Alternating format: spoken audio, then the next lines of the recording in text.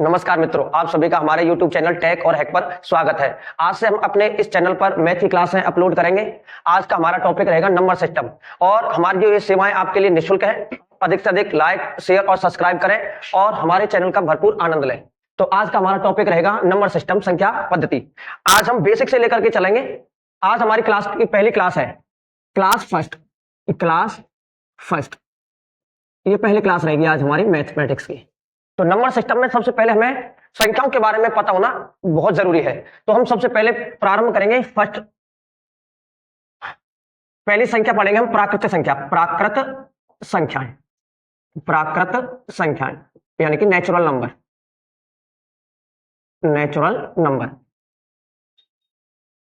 प्राकृत संख्याएं कौन सी होती हैं?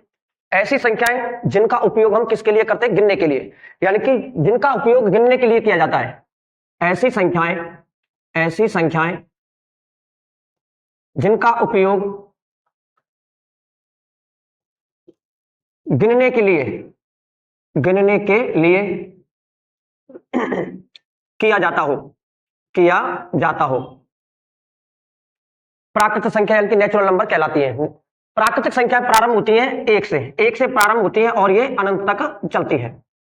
प्राकृतिक संख्या एक से प्रारंभ होती है और अनंत तक चलती है। प्राकृतिक संख्याओं को कैपिटल एन से प्रेजेंट किया जाता है। और प्राकृतिक संख्याओं के बारे में बताने वाला जो पहला व्यक्ति था वो था पाइनोस वह व्यक्ति था जिन्होंने सर्वप्रथम प्राकृतिक संख्याओं के बारे में यह कहा था कि इनका उपयोग किसके लिए किया जाता है? गिनने के लिए किया जाता है। ये अपनी प्राकृतिक संख्या है। सेकंड नंबर पर हम पढ़ेंगे यहां पर पूर्ण संख्याएं। पूर्ण संख्या यानी कि होल नंबर।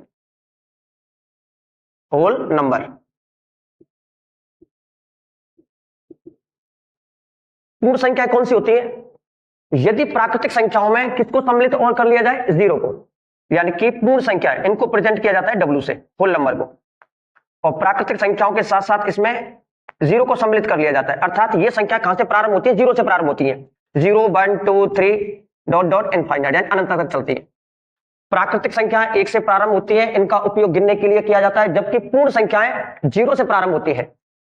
आप यहां पर यह भी कह सकते हैं कि शून्य को छोड़ करके सभी संख्याएं प्राकृतिक संख्या भी कहलाती है और पूर्ण संख्या भी कहलाती है। यहां नोट डाल करके लिख सकते हो आप ये बात। शून्य को छोड़कर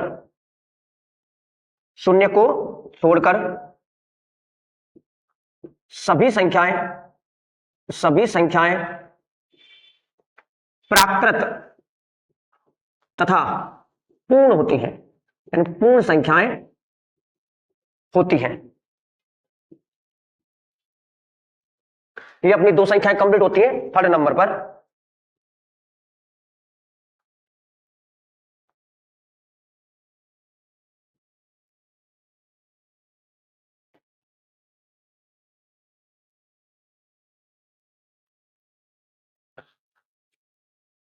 तीसरे नंबर पर पढ़ेंगे हम यहां पर परिमेय संख्याएं यानी कि रेशनल नंबर।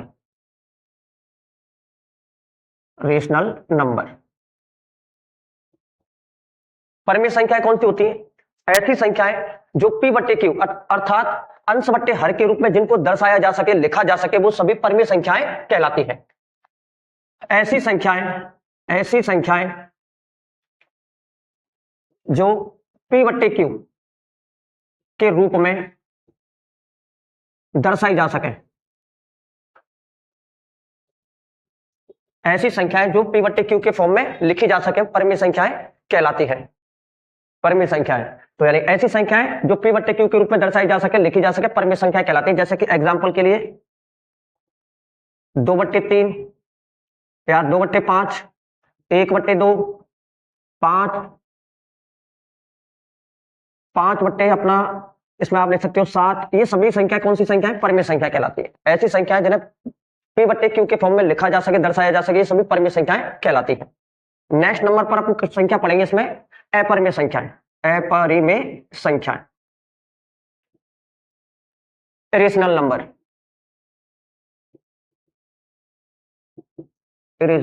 नंबर ये इसका विपरीत होगा। ऐसी संख्याएं जिन्हें p बट्टे क्यू के फॉर्म में ना दर्शाया जा सके, ना लिखा जा सके, ऐसी ऐसी संख्याएं जिन्हें P/Q के रूप में ना दर्शाया जा सके अपरिमेय संख्याएं कहलाती हैं। अपरिमेय संख्याएं कहलाती हैं। ऐसी संख्या जिन्हें P/Q के फॉर्म में ना दर्शाया जा सके अपरिमेय संख्याएं, जिनको लिखा जा सके वो परिमेय संख्याएं कहलाती हैं। अब एक बात और ध्यान रखना, इसमें नोट डाल करके आपको लिखना है कि जिन संख्याओं का दशमलव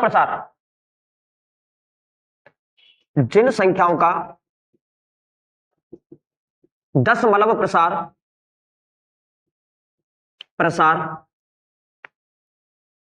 शांत या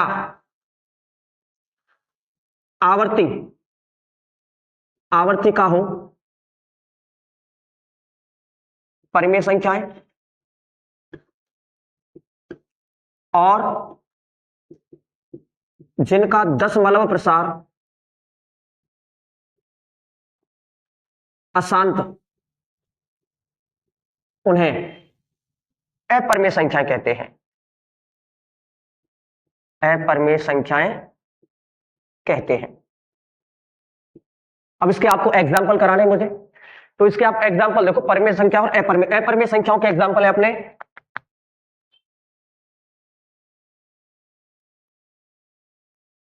2.53412 चलता रहेगा। ना तो इसमें आवर्ती हो रही है अपनी, ना तो इसमें आवर्ती और ना ये शांत है, तो इसलिए ये संख्या जो कहलाती है ये कहलाती है अपनी अपरिमेय संख्या है। जैसा अपना हो गया एक नेक्स्ट अपना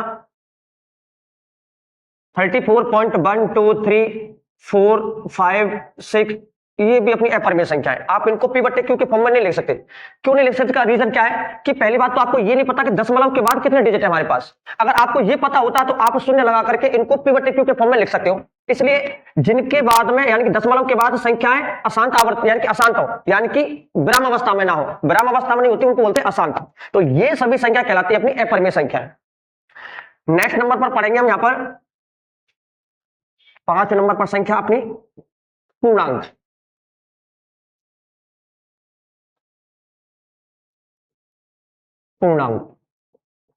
यानी कि इंटीजर नंबर।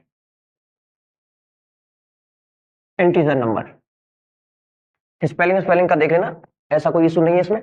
पूर्णांक का मतलब ऐसी संख्याएं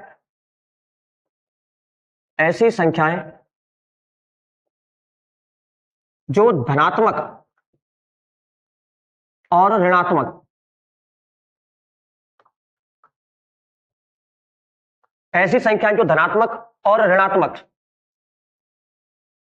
दोनों ओर या दोनों रूपों में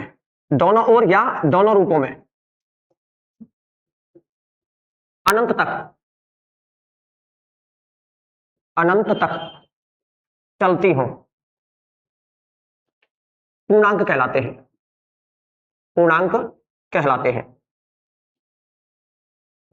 हैं। जैसे कि अपना हो गया -3, -2, -1, 0, 1, 2, 3, यानी कि आपको धनात्मक में भी और ऋणात्मक में भी, ये सभी के सभी जो नंबर्स होते हैं इनको बोलते हैं हम इंटीजर नंबर यानी कि पूर्णांक। इसके बाद नेक्स्ट संख्या पढ़ने वाले हम यहां पर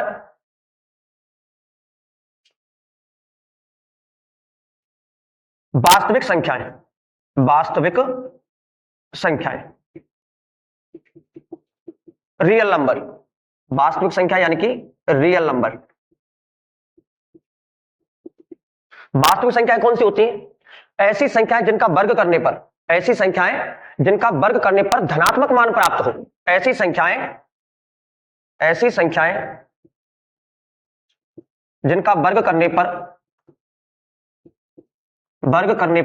धनात्मक मान प्राप्त हो, वास्तविक संख्याएं कहलाती है। जैसे अपन ने लिखा जैसे कि 7, तो 7 का वर्ग कितना होता है? 49, धनात्मक मान है, तो ये अपना जो रहेगा वो रहेगा अपना रियल नंबर। नेक्स्ट एग्जांपल के लिए हमने लिखा 10 का वर्ग करोगे तो कितना आएगा? 100, ये भी अपना रियल नंबर है, 10 नंबर भी। आपने लिखा जैसे -4, इसका वर्ग करोगे तो ये आएगा 16 यानी कि 16। ये भी अपना रियल नंबर है। तो यानी कि ऐसी संख्याएं जिनका वर्ग करने पर पॉजिटिव मान प्राप्त हो तो वो सभी संख्या अपनी वास्तविक संख्याएं अर्थात रियल नंबर कहलाती है।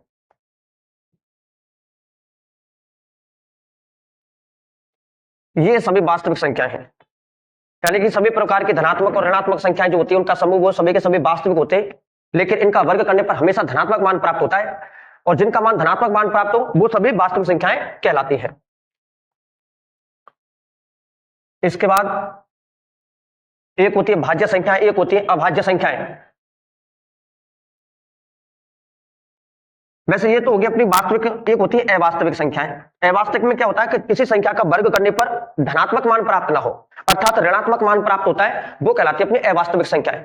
अवास्तविक संख्याएं यानी कि हम कहते हैं उनको काल्पनिक संख्याएं। काल्पनिक काल्पनिक संख्याएं काल्पनिक संख्याएं ऐसी संख्याएं जिनका वर्ग करने पर ऋणात्मक मान प्राप्त हो काल्पनिक संख्याएं कहलाती है। अब काल्पनिक संख्याओं यानी कि इमेजिनरी नंबर बोलते हैं इनको, इंग्लिश में बोलते हैं इमेजिनरी नंबर, काल्पनिक संख्याएं। अब देखो इसमें करना क्या होता है, हम कोई भी मान रखते हैं धनात्मक मान या ऋणात्मक मान, यदि हम उसका स्क्वायर करते हैं तो स्क्वायर करने पर संख्या धनात्मक में बदल जाती है यानी कि धनात्मक मान प्राप्त होता है। लेकिन आपने देखा होगा कि यदि किसी भी अंडर रूट के अंतर्गत कोई ऋणात्मक मान हो, ये इसका एग्जाम्पल है, यदि कोई भी ऋणात्मक मान और उसको अंडर रूट में बंद कर दे और आप उसका वर्ग करो तो इस वर्ग से ये रूट कटता है यानी कि स्क्वायर से रूट कैंसिल हो जाएगा, तो हमारे पास जो वैल्यू निकल के आएगी ना वो ऋणात्मक निकल के आती है। तो ये जो नंबर प्राप्त होते हैं ना ये सभी के सभी ऋणात्मक प्राप्त होते हैं, इसलिए इनको बोलते हैं इमेजिनरी नंबर यानी कि काल्पनिक संख्या है। तो आप ये भी कह सकते हो कि यदि अंडर रूट के अंतर्गत कोई ऋणात्मक मान है तो वो सभी के सभी काल्पनिक संख्या अर्थात इमेजिनरी नंबर कहलाते हैं। और यदि इसके अलावा कुछ भी हो XYZ धनात्मक मान ऋणात्मक मान लेकिन अंडर रूट ना हो तो वो सभी की सभी कौन सी संख्या कहलाती है, रियल संख्या यानी कि वास्तविक संख्याएं कहलाती हैं। नेक्स्ट नंबर भाज्य संख्याएं। भाज्य संख्याएं कौन सी होती है, भाज्य संख्याएं, और एक होती है अपने पास अभाज्य संख्याएं।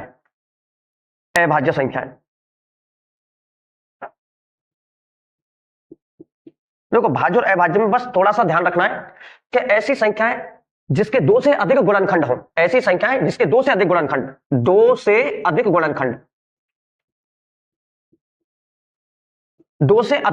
हो वो तो कहलाती है अपने पास भाज्य संख्याएं, और जिसके केवल दो गुणनखंड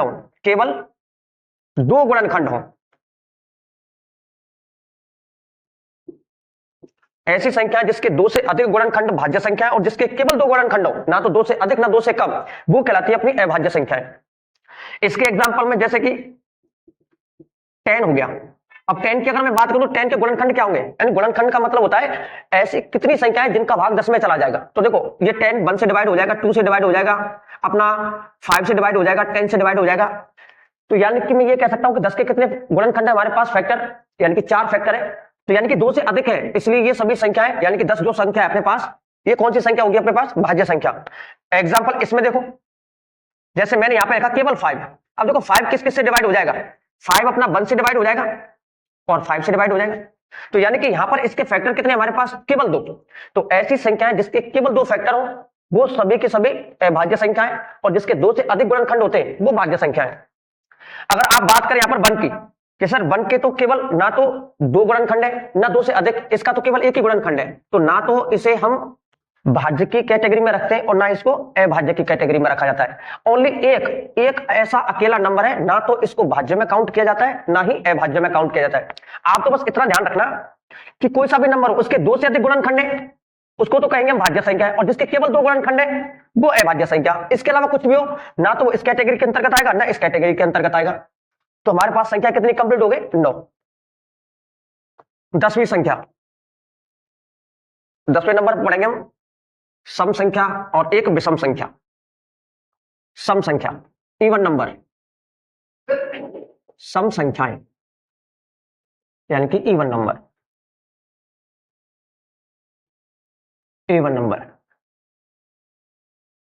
सम संख्याएं कौन सी होती हैं? ऐसी संख्याएं जिनमें इकाई का अंक 0, 2, 4, 6, 8 हो, वो सभी की सभी सम संख्या कहलाती हैं।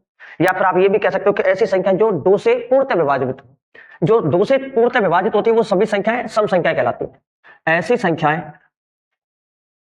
संख्याएं जो 2 से पूर्णतः, पूर्णतः का मतलब जब भाग देने पर रिमाइंडर 0 प्राप्त हो वो कहलाता है पूर्णतः।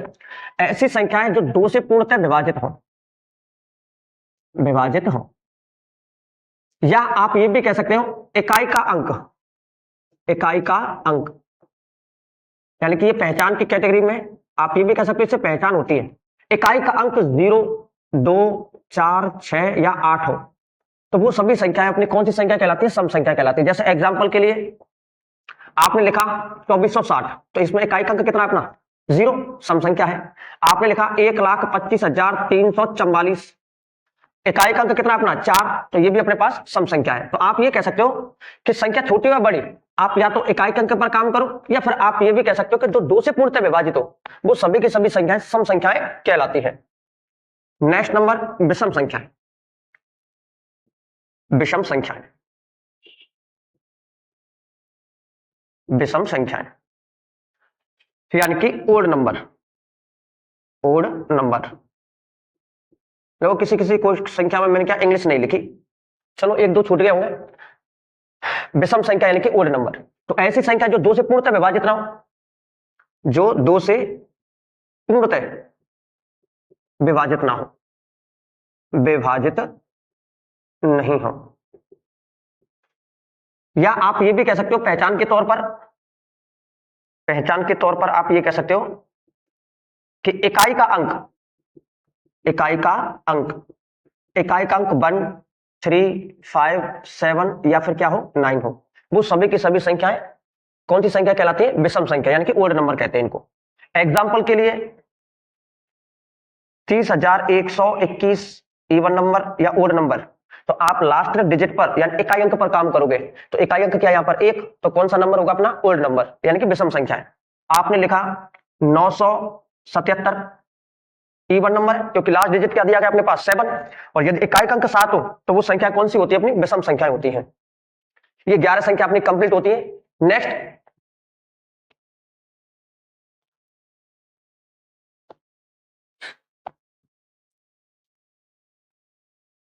नेक्स्ट अपना रामानुजन नंबर। रामानुजन संख्या, तो रामानुजन संख्या यानी कि रामानुजन नंबर कौन सा होता है? यानी कोई भी एक ऐसी संख्या जिसे दो प्रकार से घनों के योग के रूप में लिखा जा सके, उन्हें रामानुजन संख्या कहते हैं। अभी तक केवल एक ही संख्या सर्च हुई है, यानी एक ही संख्या का पता लगाया गया जो कि रामानुजन नाम से जानी जाती है, और इसकी खोज भी रामानुजन ने की थी, तो उसी के नाम पर इस संख्या को रामानुजन संख्या कहते हैं। जैसे कि अच्छा, आप पहले इसको ऐसे लिखो कि एक नंबर था 1728। आप इसे 2 प्रकार से लिख सकते हो और 2 प्रकार से घनों के योग के रूप में लिख सकते हो। जैसे कि मैं अगर आपसे कहूं कि 10 का क्यूब और प्लस में किसका क्यूब? प्लस में हो गया अपना 9 का क्यूब। 10 का 1728 नहीं, 1729 है ये, तो ये हो गया अपना 9 का क्यूब। 10 का क्यूब कितना होता है अपना? 1000, और 9 का क्यूब कितना होता है अपना? 729। आप इन दोनों का टोटल करोगे तो कितना आएगा अपना? 1729। एक तरीका और इसे लिखने का, यानी इस प्रकार से इसको यानी कि व्यक्त करने का, आप इसको लिख सकते हो 12 का क्यूब, 12 का क्यूब कितना होता है अपना? 1728, और प्लस में 1 का क्यूब, और 1 का क्यूब कितना होगा अपना? 1, तो यानी इन दोनों का टोटल भी कितना आएगा अपना? 1729। इसके अलावा कोई और ऐसा नंबर नहीं है जिसे हम 2 प्रकार से घन के योग के रूप में दर्शा सके। तो आप ये कह सकते हो कि ऐसी कोई संख्या जिसे 2 प्रकार से घनों के योग के रूप में लिखा जा सके और दोनों में वैल्यू समान प्राप्त हो, वो रामानुजन संख्या कहलाती है।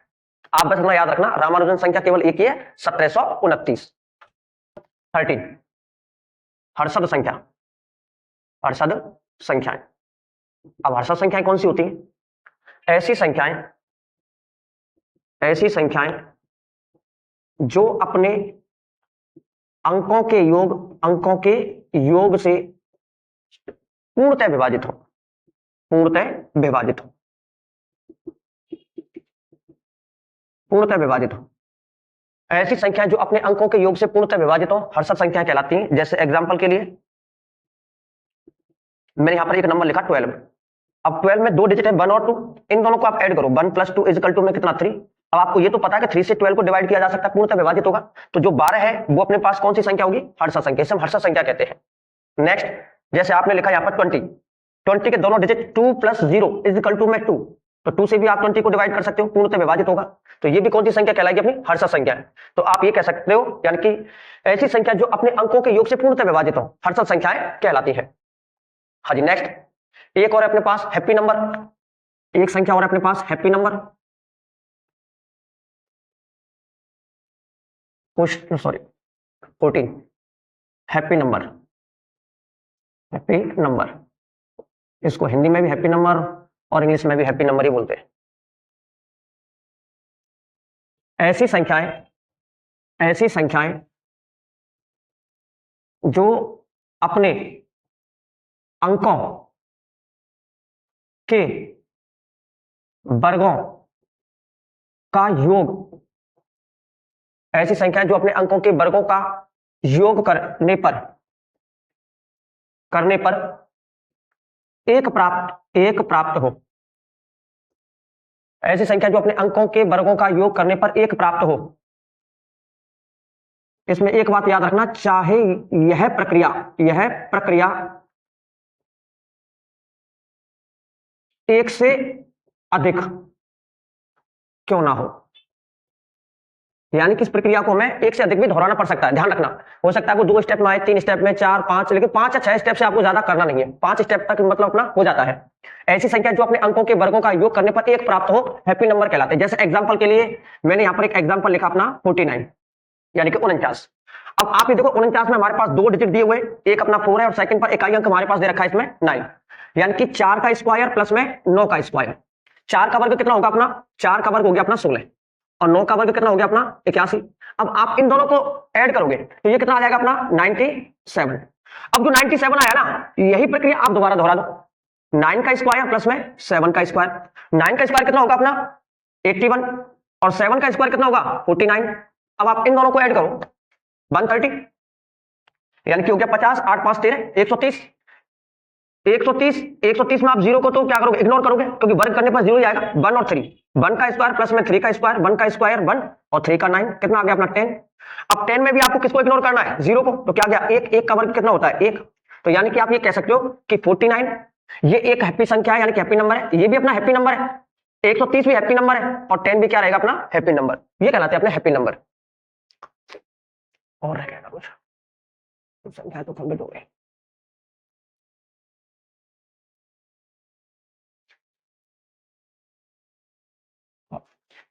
एक सहभाज्य संख्या और रह जाती है अपने पास, इसमें सहभाज्य संख्या और है 15 सहअभाज्य संख्या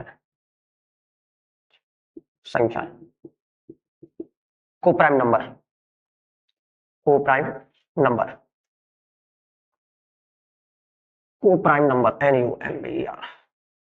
को प्राइम नंबर, यानी कि दो संख्याओं का ऐसा समूह, यानी ऐसी दो संख्याएं जिनका HCF का मान कितना हो 1 हो। दो संख्याओं का ऐसा युग्म, दो संख्याओं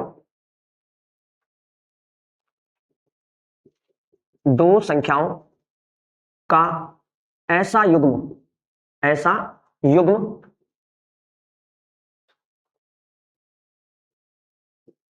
जिनका HCF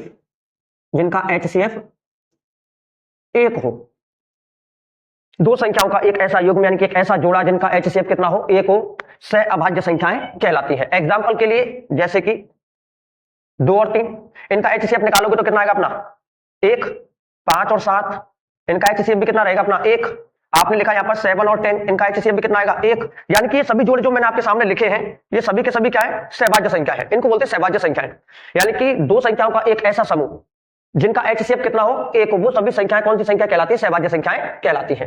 तो यानी कि हमारे पास कितनी संख्या कंप्लीट हो चुकी है? यहाँ पर 15 संख्याएं कंप्लीट हो चुकी हैं। संख्याओं की जानकारी ली यहाँ पर 15 संख्याओं की। अब 15 संख्याओं जो मैंने आपको अभी समझाई थी, इन्हीं से रिलेटिव कुछ मतलब क्वेश्चन है जो मैं आपके सामने लिखूंगा। देखो पहला क्वेश्चन, जैसे मानो कि अपना पहला एग्जाम्पल है, ये पहला एग्जाम्पल हो गया, यदि ए और बी दो प्राकृत संख्या है, दो प्राकृत संख्याएं हैं, दो प्राकृत संख्याएं हैं।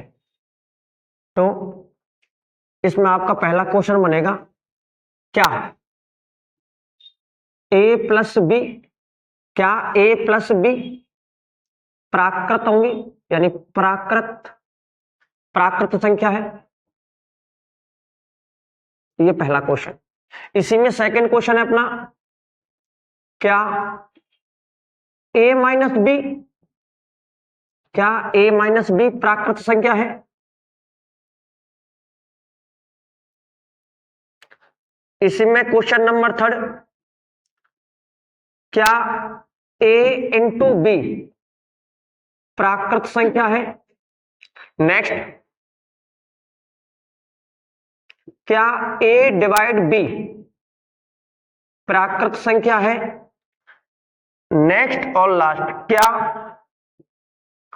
ए की पावर बी एक प्राकृत संख्या है। आपको इनका आंसर यस और नो में देना है। देखो ए और बी एक्स वाई जेड आप कुछ भी लिख सकते हो, ये दो हमारे पास क्या है, यहां पर प्राकृतिक संख्या है। तो प्राकृत संख्याओं को यदि आपस में जोड़ा जाए तो रिजल्ट क्या आएगा, क्या प्राकृत होगा या नहीं होगा। तो सबसे पहले आप यहां पर कोई भी नंबर रखो। देखो प्राकृत संख्या कौन सी होती है, जो एक से स्टार्ट होती है, यानी एक से स्टार्ट होती है, यानी एक से लेकर के अनंत तक आप कोई सा भी नंबर रख सकते हो, ए के स्थान पर बी के स्थान पर, और आप उन दोनों को जब ऐड करोगे तो 100% क्या निकल के आएगा, प्राकृति निकल के आएगा। क्या निकल के आएगा, प्राकृत। तो आप ये कह सकते हो यदि प्राकृत को प्राकृत में जोड़ा जाए तो प्राकृत प्राप्त होता है, यस, यानी कि हाँ। सेकंड, प्राकृत में से यदि प्राकृत को घटाया जाए तो क्या, यानी कि जो रिजल्ट प्राप्त होगा अर्थात जो घटाने में प्राप्त होगा शेष, क्या वो एक प्राकृतिक संख्या होगी। सोचिए, एग्जाम्पल कुछ भी ले सकते हो आप। जैसे अगर मैं आपसे ये कहता हूं कि ए के स्थान पर अगर हम रखते हैं, ए के स्थान पर रखा मैंने 10 और बी के स्थान पर रखा 5, इन दोनों को आपस में घटाया तो क्या आएगा, 5 आएगा। अपना परिणाम क्या निकल के आएगा, 5। 5 भी क्या है, प्राकृतिक संख्या। बट लेकिन मैं इसको उल्टा करता हूं कि ए के स्थान पर 5 और बी के स्थान पर 10, इसको अगर मैं सॉल्व करूंगा तो हमारे पास जो रिजल्ट निकल के आएगा ना, वो ऋणात्मक निकल के आएगा, यानी माइनस में 5। अब आप बताइए क्या -5 एक प्राकृत संख्या है, नहीं, तो आप इसमें नहीं लिखोगे, नहीं, ठीक है, यानी ये प्राकृत संख्या नहीं होगी। अपना क्वेश्चन नंबर थर्ड, जब प्राकृत को प्राकृत के साथ में मल्टीप्लाई किया जाए तो रिजल्ट क्या निकल के आएगा, क्या वो संख्या प्राकृत होगी या नहीं होगी। तो आप देखो ए के स्थान पर बी के स्थान पर कुछ भी रखना और आप दोनों का मल्टीप्लाई करोगे तो हमेशा क्या निकल के आएगा, प्राकृत निकल के आएगा। नेक्स्ट, यदि प्राकृत संख्या को प्राकृत संख्या से विभाजित किया जाए, जब आप विभाजित करोगे, देखो कुछ कंडीशनें तो ऐसी होंगी जिसमें आपको रिजल्ट कैसा मिलेगा, प्राकृत मिलेगा, नेचुरल नंबर, लेकिन सभी में नहीं मिलेगा, सभी में नहीं मिलेगा। जैसे कि अगर मैं आपसे कहूं कि 1 को 2 से डिवाइड करो, 1 को आप 2 से डिवाइड करोगे कितना आ गया, 0.5, ठीक है। और भी कुछ कंडीशन है। अब देखो 0.5 मैंने आपको बोला था, क्या 0.5 इस पे काउंटेबल है, यानी कि देखो प्राकृत संख्या कौन सी होती है, जो 1 से प्रारंभ होती है, लेकिन इसकी जो वैल्यू है वो कितनी है, 1 से भी कम है, इसलिए प्राकृत संख्या नहीं होगी। नेक्स्ट, प्राकृत के ऊपर यदि प्राकृत संख्या क्या हो, घात के रूप में हो, तो क्या प्राप्त होने वाला नंबर जो प्राकृत होगा या नहीं होगा। देखो इस कंडीशन में क्या होगा कि आप एक के स्थान पर कुछ भी नंबर रख लो, 1 से लेकर के 1 रखो, 2 रखो, 3 रखो, कुछ भी रख सकते हो, लेकिन रहेगा तो धनात्मक मान। और धनात्मक के ऊपर जब धनात्मक घात हो तो अपने पास जो रिजल्ट आएगा वो धनात्मक ही आएगा। जब धनात्मक आएगा तो 100% मैं ये कह सकता हूं कि यदि प्राकृत संख्या की पावर यदि प्राकृत संख्या है तो 100% प्राकृति प्राप्त होगा। तो एक ये क्वेश्चन हुआ अपना, ये आपको प्राकृत संख्याओं से रिलेटिव है कि जब ये संक्रिया कहलाती हैं, आप योग कर सकते हो, योगफल, ये व्यवकलन यानी घटाव, मल्टीप्लाई, गुणा, डिवाइड, भाग और एक के घातांक के आधार पर। तो यानी कि ये 4-5 प्रकार की जो संक्रिया है उसके आधार पर मैं आपको प्राकृत संख्याओं के बारे में समझाया। तो यानी कि ध्यान रखना, धनात्मक में प्राकृतिक होता है, ऋणात्मक में 100% नहीं होता, इसलिए नकारात्मक आप इसको नहीं कह सकते। मल्टीप्लाई में सभी कंडीशन अपने पास होती है, वो सभी के सभी नेचुरल नंबर की होती है, तो ये प्राकृत संख्या होती है, डिवाइड में नहीं होता। लेकिन इस घातांक रूप में जब लिखते हैं तो हमेशा रिजल्ट प्राकृत ही प्राप्त होता है। और नेक्स्ट वीडियो में हम देखो आगे वाले जो नंबर सिस्टम है, मैंने तो क्या इस वीडियो में आपको केवल संख्याओं के बारे में समझाया है। अब हम क्वेश्चन स्टार्ट करेंगे कि नंबर सिस्टम से रिलेटिव कैसे क्वेश्चन आते हैं। सभी कॉम्पिटिटिव एग्जामों में अपने यानी कि रेलवे में तो सबसे ज्यादा नंबर सिस्टम से क्वेश्चन निकल के आते हैं, तो इनके बारे में हम जीरो से लेकर के और हाई लेवल तक आप अपने क्वेश्चन को यहाँ पर सॉल्व करना सीखेंगे कि किस प्रकार से हमें कम समय में अपने क्वेश्चन को अटेम्प्ट करना है और अपने पेपर को क्रैक करना है। तो आज की वीडियो बस यहीं पर समाप्त होती है। जय हिंद, जय भारत। हाँ गुरु।